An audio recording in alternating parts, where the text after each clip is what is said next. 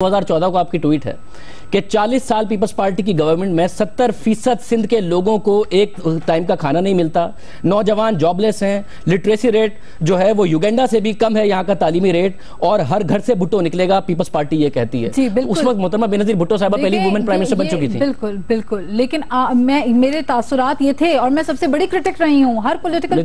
تاثرات آپ کے کیسے بدل سکتے ہیں؟ 70% سندھ کے عوام کی حالات بدل گئے۔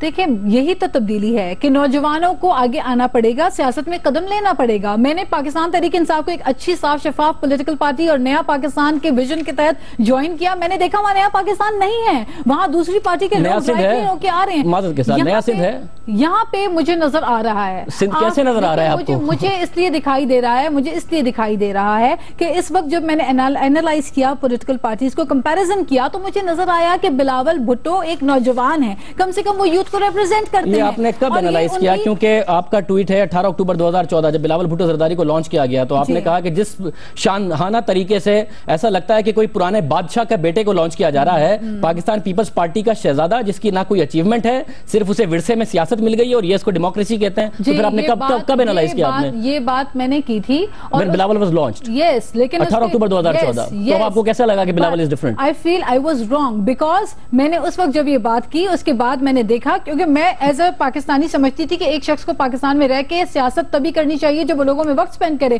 اور میں دیکھ رہی ہوں کہ آج دن اور رات کراچی ہو، حیدرآباد ہو، KPK ہو، پنجاب ہو یا بلوچستان ہو، ہر جگہ Bilawal Bhutto is giving time to the workers۔ یہ ورکرز کی پارٹی ہے۔ زرداری صاحب دے رہے ہیں، بلاول بھٹو کے والد صاحب دے رہے ہیں، ان کے بارے میں آپ کی کیا رائے ہے؟ شاہ زیب میں سمجھتی ہوں پیپلز پارٹی ٹائم تو زرداری صاحب ہی ساری کے سارا شو رن کر رہے ہیں، آپ کی رائے کیا ہے ان کے بارے میں؟ زرداری صاحب کے بارے میں کیا رائے؟ میری رائے یہ ہے کہ زرداری صاحب 11 سال جیل کاٹ چکے ہیں، 8 سال جیل کاٹ چکے ہیں پہلے بھی، ان کے اوپر جتنے کیسز تھے اگر تو ان کے اوپر وہ ثابت تھے تو آج ان کو اندر ہونا چاہیے۔ 21 نومبر 2014 اس وقت بھی زرداری صاحب یہ ساری جیل کاٹ چکے تھے اور آپ نے کہا کہ سندھ کے لوگوں اٹھو، آج تمہارا لیڈر عمران خان آ رہا ہے، اٹھو جاگو تاکہ اس شکنجے سے اور کھپے کریسی جو ہے زرداری کی پیپلز پارٹی کی اس سے اپنی نجات پا سکو۔ یہ آپ نے ٹویٹ کیا، زرداری صاحب کاٹ چکے تھے اس وقت جیل، تو یہ کیا ہوا بعد میں؟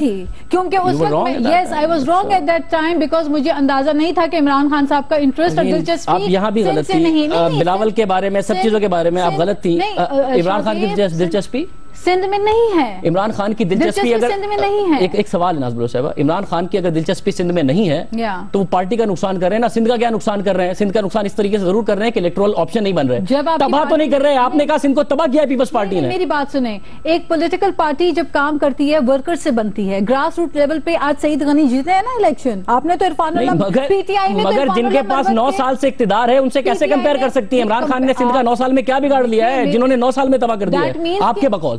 ہاں بالکل، لیکن عمران خان صاحب نے کچھ دیا بھی تو نہیں نا سندھ کو۔ تو جن کو دینے کے لیے ملا تھا انہوں نے تو لیا ہی لیا ہے آپ کے بقول۔